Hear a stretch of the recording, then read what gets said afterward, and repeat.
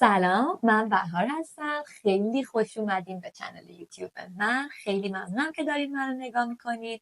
این اولین ویدیو یوتیوب من هستش و توی این ویدیو من بیشتر میخوام خودم رو به شما معرفی بکنم و اینکه موضوع و کارهایی که قراره اینجا انجام بدیم رو بهتون بگم.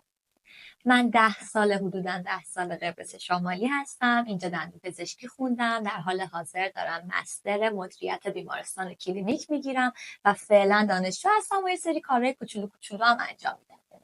ولی بیشترین هدفی که از زدن این ویدیو توی یوتیوب داشتم، از زدن این چنل توی یوتیوب داشتم، این بوده که یک سری چیزا خودم رو خیلی اذیت میکرده و خواستم بیشتر با شما هم در میون بذارم.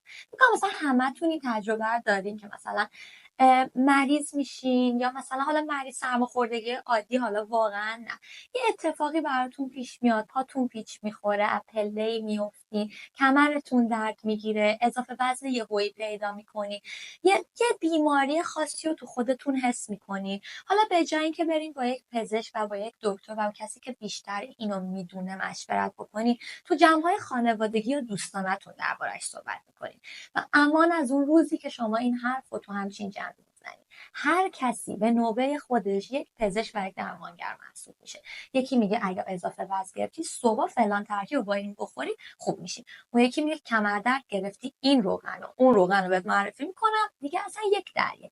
میگه میترسم، مثلا فکر میکنم فلان ویروس رو گرفتم، میگه نه، راههای انتقال این ویروس رو من میتونم تو اینترنت خوندم. جدیدن هم که الان همه توی اکسپلورن، همه چیزو بلدن، همه با اعتماد به نفس کامل صحبت میکنن. هر چقدر هم که خود شما نخواین حرفاشون رو گوش بدین، ناخودآگاه یه سری تاثیرپذیری ها ازشون میگیره. یک سری چیزا گوشه ذهنتون ثبت میشه. فلانی گفته، من از پزشک فلانی دوستم شنیدم که اگه این ترکیب بخوری خیلی خوبه. من الان هدفم از این چنل این نیستش که من بخوام بگم من خیلی بلدم یا چیزی رو میدونم و چیزایی که من میگم و حتما فالو کنید. اتفاقا من اصلا نظرم اینه که حرف هیچ کسی رو به جز متخصص اون رشته گوش ندین و دنبال نکنین.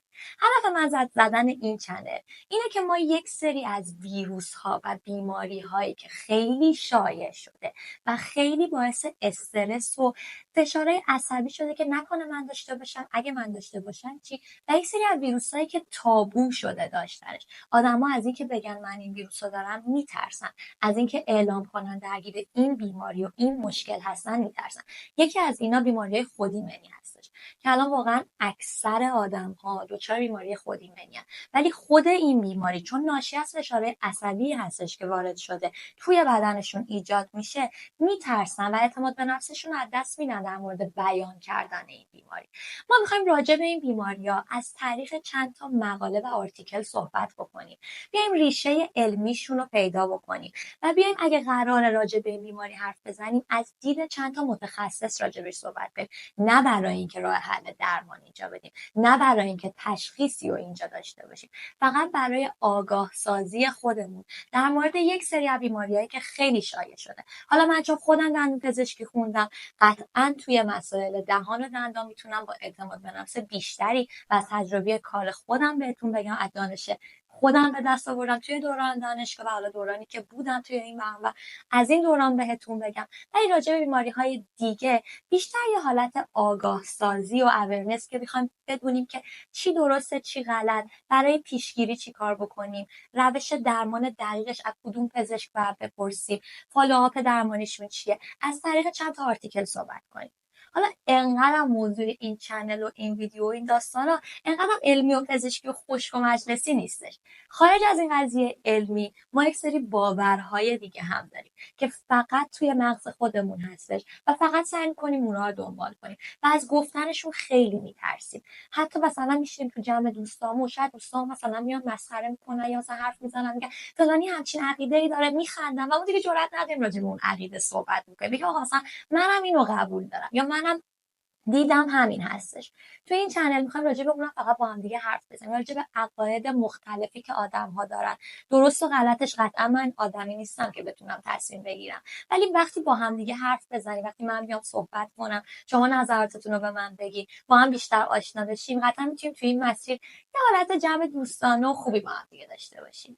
غیر از اونم من سعی میکنم، چون اینجا پر از تفریح‌های بامزه است، خودم آدمی هستم که اکثر وقتمو بیرون میگذرونم، با دوستان میگذرونم، و یه حالت جمع شادی و همیشه دوست دارم داشته باشم. تا جایی که بتونم سعی میکنم شما رو با خودم ببرم، کلی با هم دیگه خوش بگذرونیم، اینجا رو بیشتر بشناسیم، من شما رو بیشتر بشناسم و شما هم بیشتر منو بشناسید. واسه ویدیو اول واقعا یه ذره اینجوری هم که هم خجالت میکشم، هم برام خیلی سخته که حالا تنهایی یه جا نشستم دارم صحبت میکنم. واسه همین ترجیح دادم که این ویدیو خیلی کوتاه و مختصر باشه. قطعا توش خوب صحبت نکردم، خوب خودم توضیح ندادم، ولی دوست دارم که انقدر جنبه صمیمی و دوستانه باشه. من از اولین ویدیو انقدر راحت باهاتون باشم و راستش رو بهتون بگم که خودم هم زیاد راحت نیستم. مطمئنم از اینجا به بعد قرار خیلی راحت تر صحبت کنم، خیلی بهتر بشه، خیلی بیشتر به خودم پیش شماها خوش بگذره. خیلی ممنونم که تا اینجا من نگاه کردین و لطفا اگه دوست داشتین موضوع چنل منو حمایت کنین و سابسکرایب کنین و اینکه با هم دیگه ادامه بدین. مرسی ازتون. بوس.